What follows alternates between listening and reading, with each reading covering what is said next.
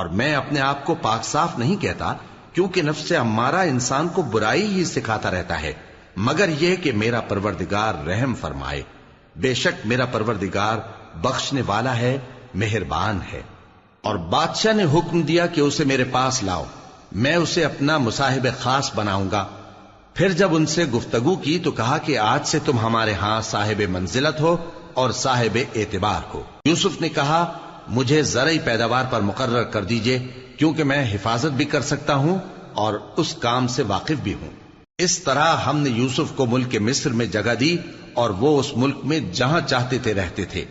ہم اپنی رحمت جس پر چاہتے ہیں کرتے ہیں اور نیکوکاروں کے اجر کو ضائع نہیں کرتے، اور جو لوگ ایمان لائے اور ڈرتے رہے ان کے لیے آخرت کا اجر بہت بہتر ہے۔ اور یوسف کے بھائی کنعان سے مصر میں غلہ خریدنے کے لیے آئے تو یوسف کے پاس گئے، تو یوسف نے ان کو پہچان لیا اور وہ ان کو نہ پہچان سکے۔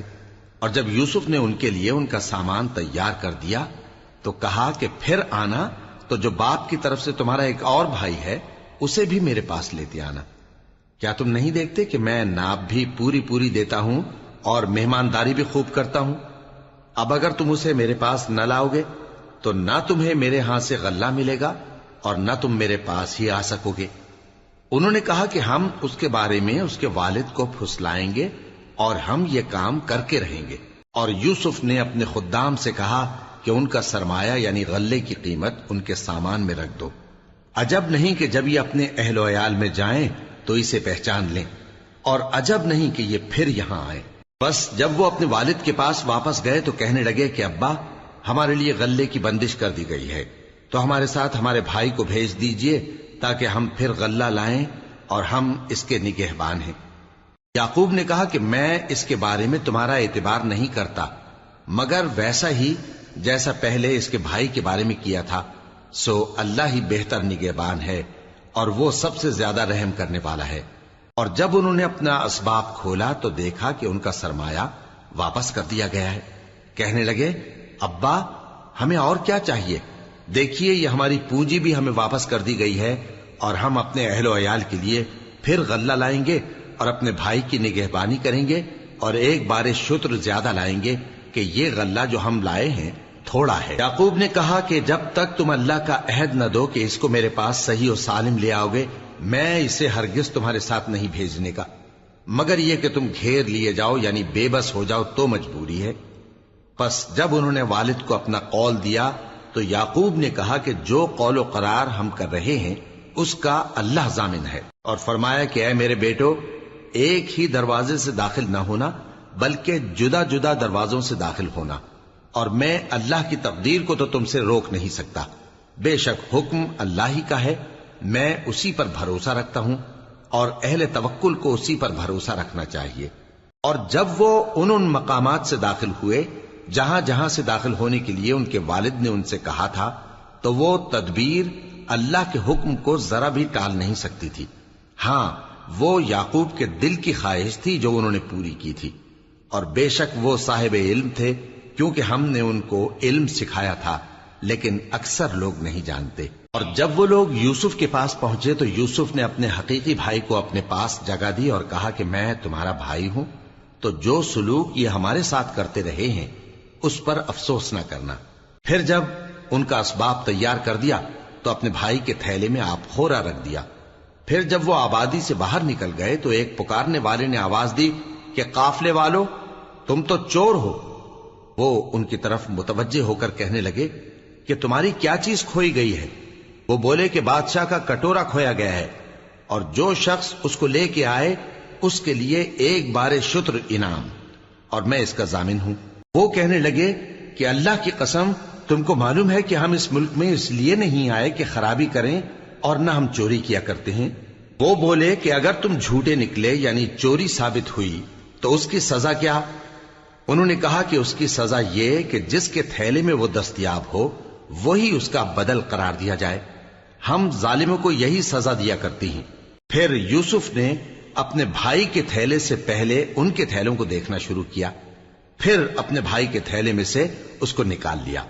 اس طرح ہم نے یوسف کے لیے تدبیر کی، ورنہ بادشاہ کے قانون کے مطابق وہ اپنے بھائی کو لے نہیں سکتے تھے مگر یہ کہ اللہ چاہے، ہم جس کے چاہتے ہیں درجے بلند کرتے ہیں، اور ہر علم والے سے بڑھ کر ایک بڑا علم والا ہے۔ برادران یوسف نے کہا کہ اگر اس نے چوری کی ہو تو کچھ عجب نہیں کہ اس کے ایک بھائی نے بھی پہلے چوری کی تھی، مگر یوسف نے اس بات کو اپنے دل میں مخفی رکھا اور ان پر ظاہر نہ ہونے دیا، یعنی زیر لب کہا کہ تم بڑے برے ہو اور جو تم بیان کرتے ہو اللہ اسے خوب جانتا ہے۔ وہ کہنے لگے کہ اے عزیز، اس کے والد بہت بوڑھے ہیں اور اس سے بہت محبت رکھتے ہیں، تو اس کو چھوڑ دیجئے اور اس کی جگہ ہم میں سے کسی کو رکھ لیجئے، ہم دیکھتے ہیں کہ آپ احسان کرنے والے ہیں۔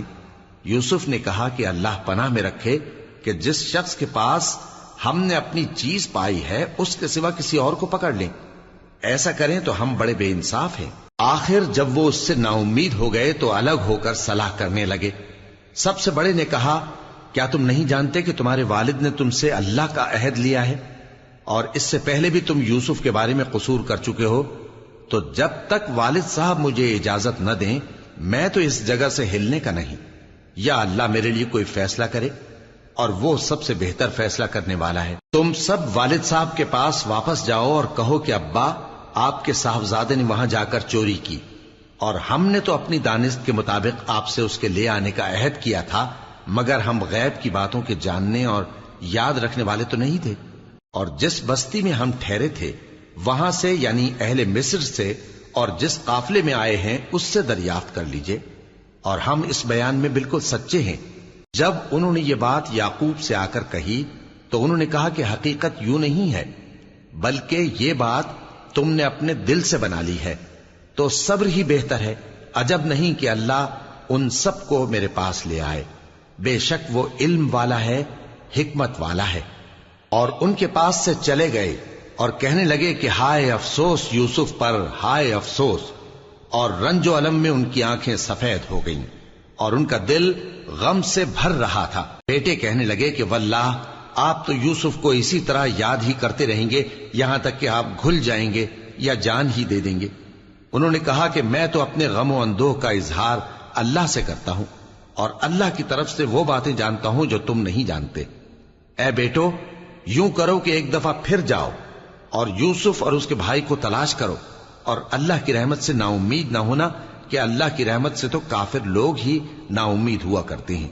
پھر جب وہ یوسف کے پاس گئے تو کہنے لگے کہ اے عزیز، ہمیں اور ہمارے اہل و عیال کو بڑی تکلیف ہو رہی ہے، اور ہم یہ تھوڑا سا سرمایہ لائے ہیں، آپ ہمیں اس کے عوض پورا غلہ دے دیجئے اور ہم پر خیرات کیجئے کہ اللہ خیرات کرنے والوں کو ثواب دیتا ہے۔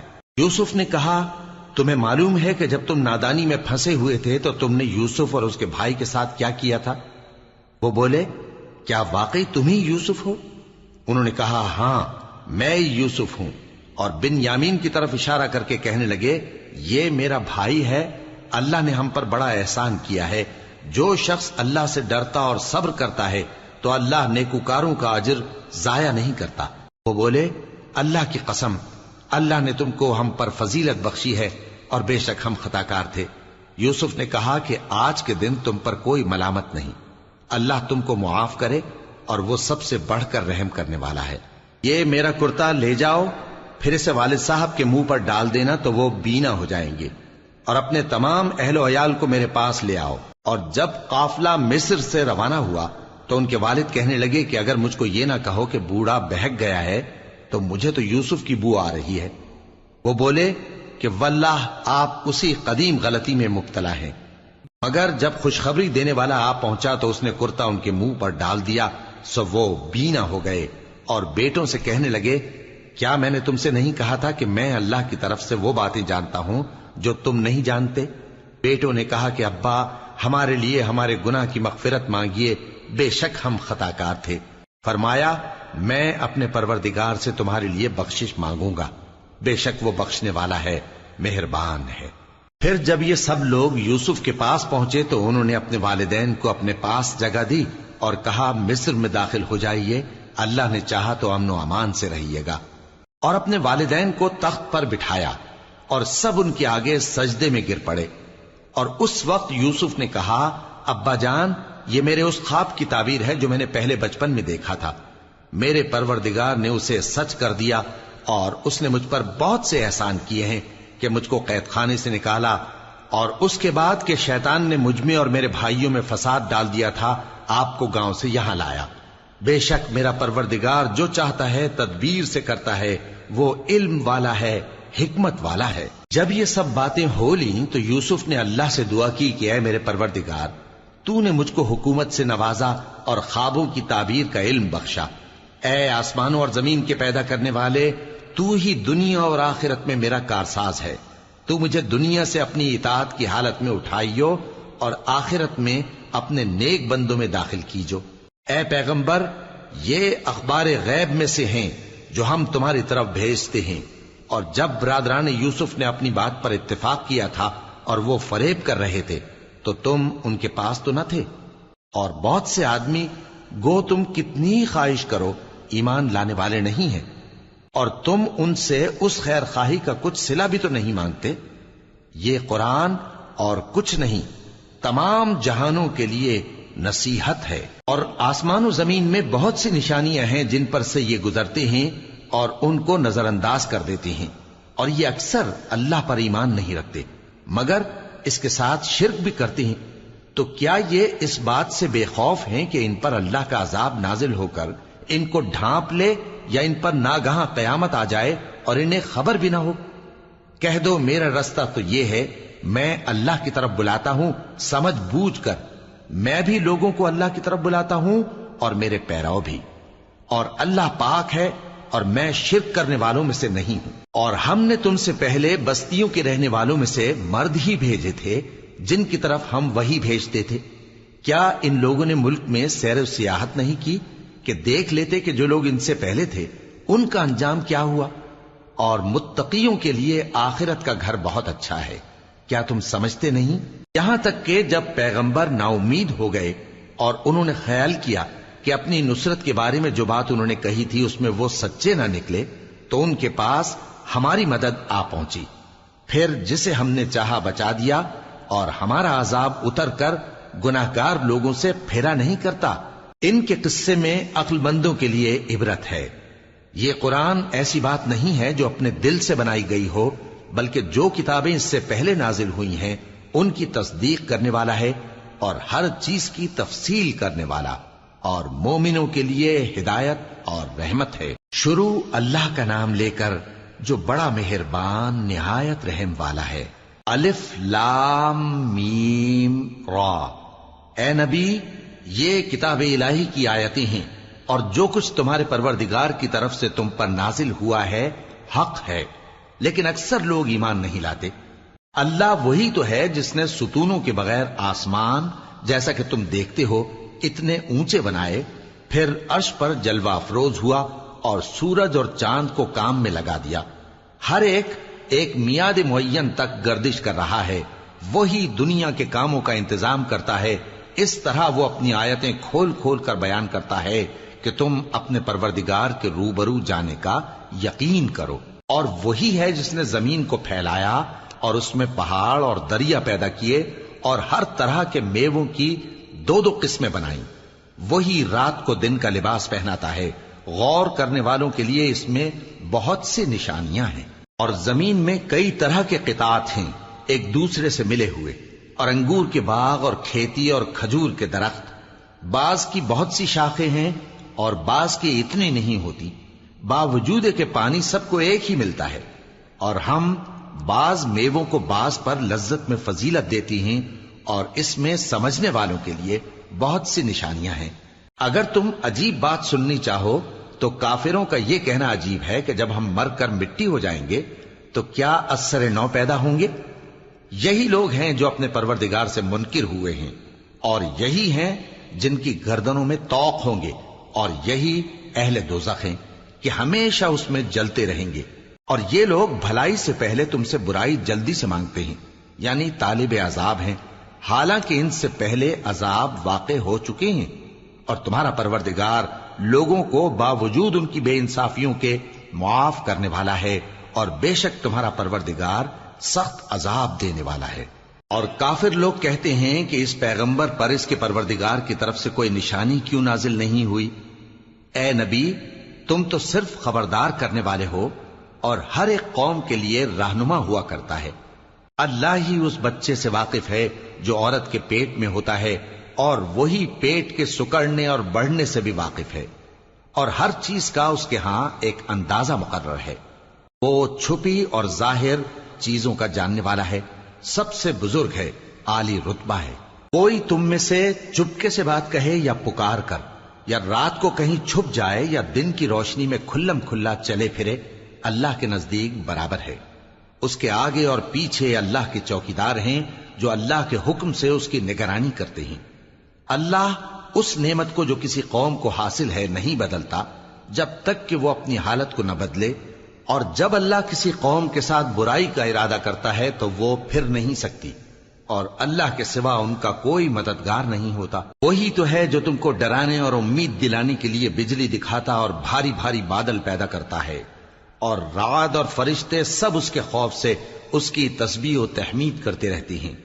اور وہی بجلیاں بھیجتا ہے، پھر جس پر چاہتا ہے گرا بھی دیتا ہے، جبکہ وہ اللہ کے بارے میں جھگڑتے ہیں، اور وہ بڑی قوت والا ہے۔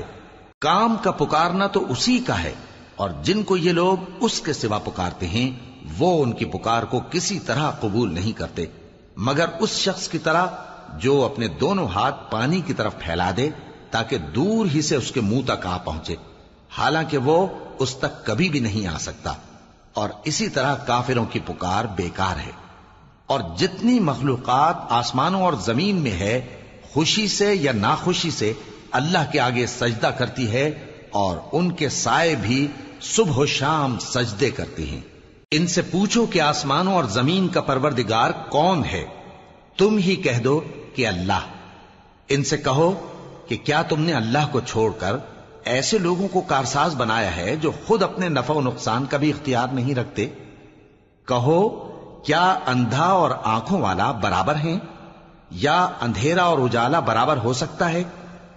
بھلا ان لوگوں نے جن کو اللہ کا شریک مقرر کیا ہے، کیا انہوں نے اللہ کسی مخلوقات پیدا کی ہے جس کے سبب ان کے لیے مخلوقات مشتبہ ہو گئی ہے؟ کہہ دو کہ اللہ ہی ہر چیز کا پیدا کرنے والا ہے، اور وہ یکتا ہے، بڑا زبردست ہے۔ اسی نے آسمان سے مے برسایا، پھر اس سے اپنے اپنے اندازے کے مطابق نالے بہ نکلے، پھر پانی پر پھولا ہوا جھاگ آ گیا۔ اور جس چیز کو زیور یا کوئی اور سامان بنانے کے لیے آگ میں تپاتے ہیں اس میں بھی ایسا ہی جھاگ ہوتا ہے۔ اس طرح اللہ حق و باطل کی مثال بیان فرماتا ہے۔ سو جھاگ تو سوکھ کر زائل ہو جاتا ہے، اور پانی جو لوگوں کو فائدہ پہنچاتا ہے وہ زمین میں ٹھہرا رہتا ہے۔ اس طرح اللہ صحیح اور غلط کی مثالیں بیان فرماتا ہے تاکہ تم سمجھو۔ جن لوگوں نے اللہ کے حکم کو قبول کیا ان کی حالت بہت بہتر ہوگی، اور جنہوں نے اس کو قبول نہ کیا، اگر روئے زمین کے سب خزانے ان کے اختیار میں ہوں تو وہ سب کے سب اور ان کے ساتھ اتنے ہی اور نجات کے بدلے میں صرف کر ڈالیں، مگر نجات کہاں؟ ایسے لوگوں کا حساب بھی برا ہوگا، اور ان کا ٹھکانہ بھی دوزخ ہے، اور وہ بری جگہ ہے۔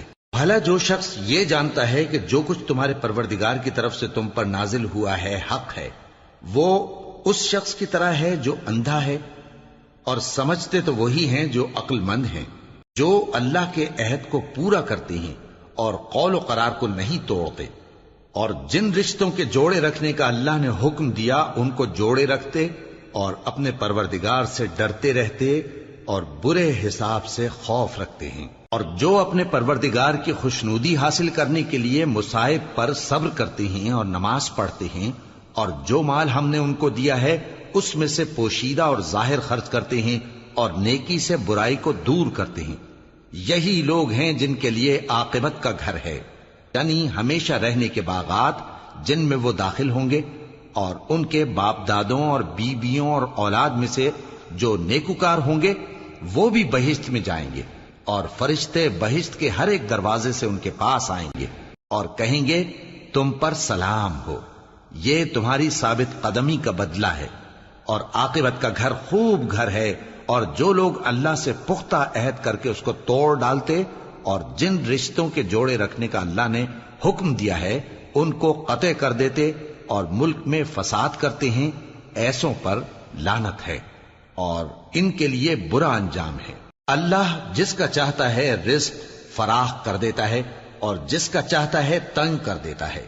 اور کافر لوگ دنیا کی زندگی پر خوش ہو رہے ہیں، اور دنیا کی زندگی آخرت کے مقابلے میں بہت تھوڑا سامان ہے۔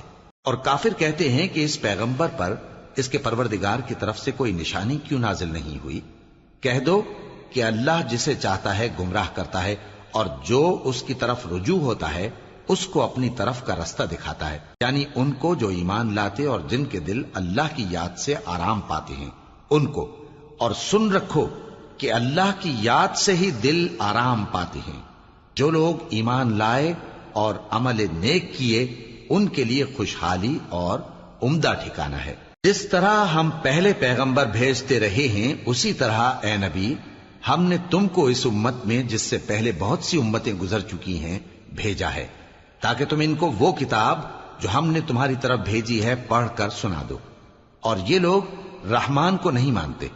کہہ دو وہی تو میرا پروردگار ہے، اس کے سوا کوئی معبود نہیں، میں اسی پر بھروسہ رکھتا ہوں اور اسی کی طرف رجوع کرتا ہوں۔ اور اگر کوئی قرآن ایسا ہوتا کہ اس کی تاثیر سے پہاڑ چل پڑتے یا زمین پھٹ جاتی یا مردوں سے کلام کر سکتے تو کیا یہ لوگ ایمان لے آتے؟ بات یہ ہے کہ سب باتیں اللہ کے اختیار میں ہیں، تو کیا مومنوں کو اس سے اطمینان نہیں ہوا کہ اگر اللہ چاہتا تو سب لوگوں کو ہدایت کے رستے پر چلا دیتا؟ اور کافروں پر ہمیشہ ان کے اعمال کے بدلے آفت آتی رہے گی یا ان کے مکانات کے قریب نازل ہوتی رہے گی یہاں تک کہ اللہ کا وعدہ آ پہنچے۔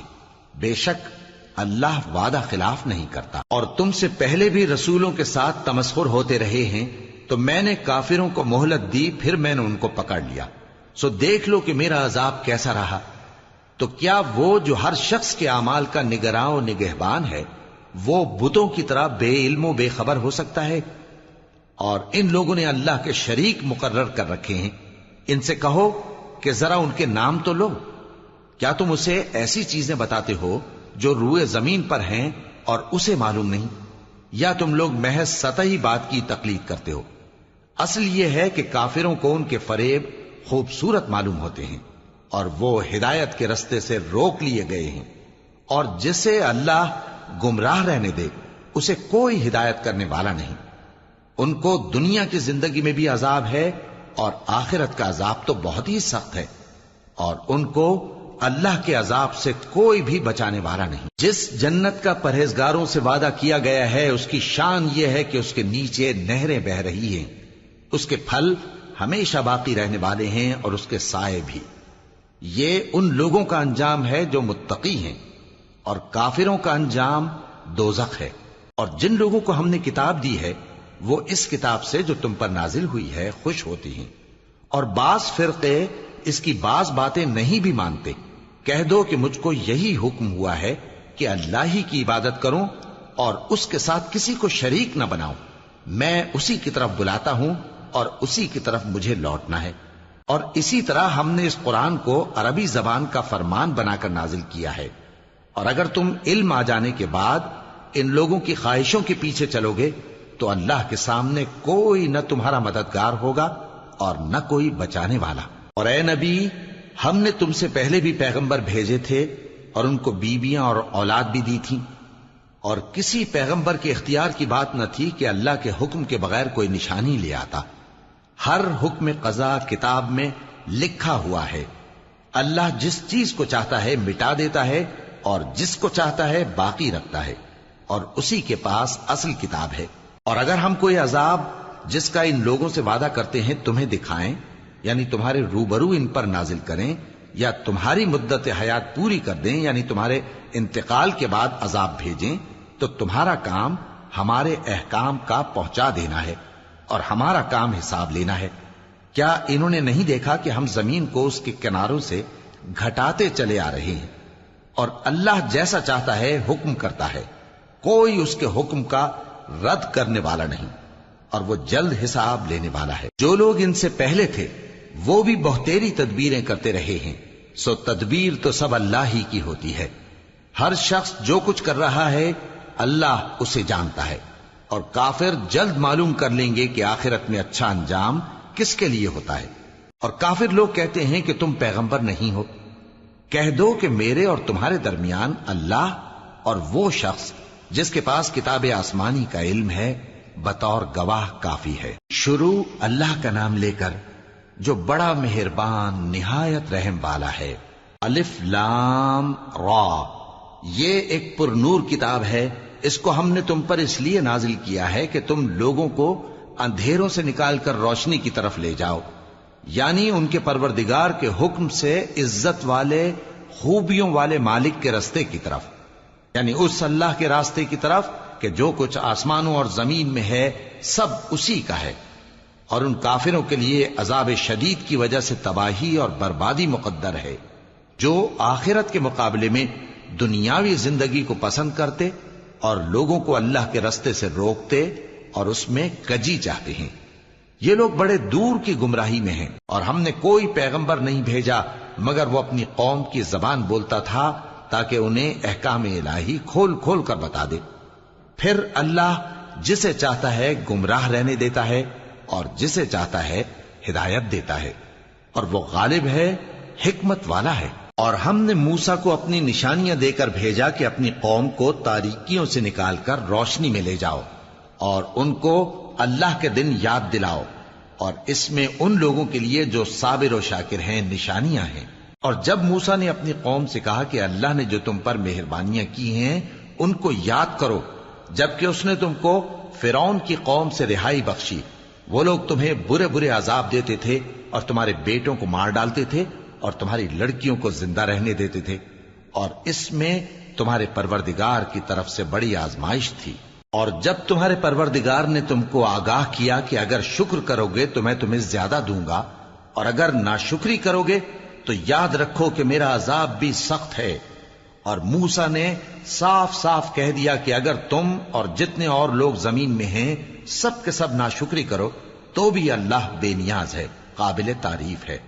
بھلا تم کو ان لوگوں کے حالات کی خبر نہیں پہنچی جو تم سے پہلے تھے، یعنی نوح اور عاد اور سمود کی قوم اور جو ان کے بعد تھے، جن کا علم اللہ کے سوا کسی کو نہیں۔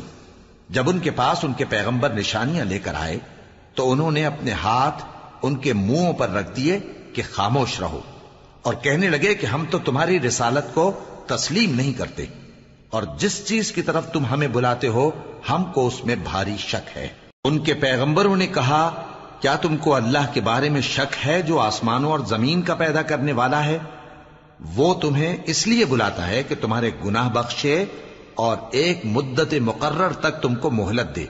وہ بولے کہ تم تو ہمارے ہی جیسے آدمی ہو، تمہارا یہ منشا ہے کہ جن چیزوں کو ہمارے بڑے پوجتے رہے ہیں ان کے پوجنے سے تم ہمیں روک دو، تو اچھا کوئی کھلی دلیل لاؤ، یعنی معجزہ دکھاؤ۔ پیغمبروں نے ان سے کہا کہ ہاں ہم تمہارے ہی جیسے آدمی ہیں، لیکن اللہ اپنے بندوں میں سے جس پر چاہتا ہے نبوت کا احسان کرتا ہے، اور ہمارے اختیار کی بات نہیں کہ ہم اللہ کے حکم کے بغیر تم کو تمہاری فرمائش کے مطابق معجزہ دکھائیں، اور اللہ ہی پر مومنوں کو تو بھروسہ رکھنا چاہیے۔ اور ہم کیوں اللہ پر بھروسہ نہ رکھیں حالانکہ اس نے ہم کو ہمارے دین کے سیدھے رستے بتائے ہیں، اور جو تکلیفیں تم ہم کو دیتے ہو اس پر ہم صبر کریں گے، اور اہل توکل کو تو اللہ ہی پر بھروسہ رکھنا چاہیے۔ اور جو کافر تھے انہوں نے اپنے پیغمبروں سے کہا کہ یا تو ہم تم کو اپنے ملک سے باہر نکال دیں گے یا تم ہمارے مذہب میں واپس آ جاؤ۔ بس ان کے پروردگار نے ان کی طرف وحی بھیجی کہ ہم ظالموں کو ہلاک کر دیں گے اور ان کے بعد تم کو اس زمین میں آباد کر دیں گے۔ یہ اس شخص کے لیے ہے جو قیامت کے روز میرے سامنے کھڑے ہونے سے ڈرے اور میرے عذاب سے خوف کرے۔ اور پیغمبروں نے اللہ سے فتح چاہی اور ہر سرکش ضدی نامراد رہ گیا۔ اس کے پیچھے دوزخ ہے اور اسے پیپ والا پانی پلایا جائے گا، وہ اس کو گھونٹ گھونٹ کر کے پیے گا اور گلے سے نہیں اتار سکے گا، اور ہر طرف سے اسے موت آ رہی ہوگی مگر وہ مرنے میں نہیں آئے گا، اور اس کے بعد سخت عذاب ہوگا۔ جن لوگوں نے اپنے پروردگار سے کفر کیا ان کے اعمال کی مثال راکھ کی سی ہے کہ آندھی کے دن اس پر زور کی ہوا چلے جو اسے اڑا لے جائے۔ اسی طرح جو کام وہ کرتے رہے ان پر ان کو کچھ قابو نہ ہوگا۔ یہی تو پرلے سرے کی گمراہی ہے۔ کیا تم نے نہیں دیکھا کہ اللہ نے آسمانوں اور زمین کو تدبیر سے پیدا کیا ہے؟ اگر وہ چاہے تو تم کو نابود کر دے اور تمہاری جگہ نئی مخلوق پیدا کر دے، اور یہ اللہ کو کچھ بھی مشکل نہیں۔ اور قیامت کے دن سب لوگ اللہ کے سامنے کھڑے ہوں گے تو غریب پیروکار بڑے بن بیٹھنے والوں سے کہیں گے کہ ہم تو تمہارے پیرو تھے، کیا تم اللہ کا کچھ عذاب ہم پر سے دفع کر سکتے ہو؟ وہ کہیں گے کہ اگر اللہ ہم کو ہدایت کرتا تو ہم تم کو ہدایت کرتے۔ اب ہم گھبراہٹ ظاہر کریں یا صبر کریں ہمارے حق میں برابر ہے، کوئی جگہ رہائی کی ہمارے لیے نہیں ہے۔ اور جب حساب کتاب کا کام فیصل ہو چکے گا تو شیطان کہے گا جو وعدہ اللہ نے تم سے کیا تھا وہ تو سچا تھا، اور جو وعدہ میں نے تم سے کیا تھا وہ جھوٹا تھا، اور میرا تم پر کسی طرح کا زور نہیں تھا۔ ہاں، میں نے تم کو گمراہی اور باطل کی طرف بلایا تو تم نے جلدی سے اور بے دلیل میرا کہنا مان لیا۔ تو آج مجھے ملامت نہ کرو، اپنے آپ ہی کو ملامت کرو۔ نہ میں تمہاری فریاد رسی کر سکتا ہوں اور نہ تم میری فریاد رسی کر سکتے ہو۔ میں اس بات سے انکار کرتا ہوں کہ تم پہلے مجھے شریک بناتے تھے۔ بے شک جو ظالم ہیں ان کے لیے درد دینے والا عذاب ہے۔ اور جو ایمان لائے اور عمل نیک کرتے رہے وہ بہشتوں میں داخل کیے جائیں گے جن کے نیچے نہریں بہ رہی ہیں۔ اپنے پروردگار کے حکم سے وہ ہمیشہ ان میں رہیں گے، وہاں وہ ہر ملاقات پر ایک دوسرے کو سلام کہیں گے۔ کیا تم نے نہیں دیکھا کہ اللہ نے کلمہ طیبہ کی کیسی مثال بیان فرمائی ہے؟ وہ ایسی ہے جیسے پاکیزہ درخت جس کی جڑ مضبوط ہو اور شاخیں آسمان میں پھیلی ہوں، وہ اپنے پروردگار کے حکم سے ہر موقع پر پھل لاتا ہو۔ اور اللہ لوگوں کے لیے مثالیں بیان فرماتا ہے تاکہ وہ نصیحت حاصل کریں۔ اور ناپاک بات یعنی غلط عقیدے کی مثال ناپاک درخت کی سی ہے کہ وہ زمین کے اوپر ہی سے اکھیڑ کر پھینک دیا جائے، اس کو ذرا بھی قرار و ثبات نہیں۔ اللہ مومنوں کے دلوں کو صحیح اور پکی بات سے دنیا کی زندگی میں بھی مضبوط رکھتا ہے اور آخرت میں بھی رکھے گا۔ اور اللہ بے انصافوں کو گمراہ کر دیتا ہے، اور اللہ جو چاہتا ہے کرتا ہے۔ کیا تم نے ان لوگوں کو نہیں دیکھا جنہوں نے اللہ کے احسان کو ناشکری سے بدل دیا اور اپنی قوم کو تباہی کے گھر میں لا اتارا، یعنی دوزخ میں، کہ سب ناشکرے اس میں داخل ہوں گے اور وہ برا ٹھکانہ ہے۔ اور ان لوگوں نے اللہ کے شریک مقرر کیے کہ لوگوں کو اس کے رستے سے گمراہ کریں۔ کہہ دو کہ چند روز فائدے اٹھا لو، آخر کار تم کو دوزخ کی طرف لوٹ کر جانا ہے۔ اے پیغمبر، میرے مومن بندوں سے کہہ دو کہ نماز پڑھا کریں، اور اس دن کے آنے سے پیشتر جس میں نہ اعمال کا سودا ہوگا اور نہ دوستی کام آئے گی، ہمارے دیے ہوئے مال میں سے پوشیدہ اور علانیہ خرچ کرتے رہیں۔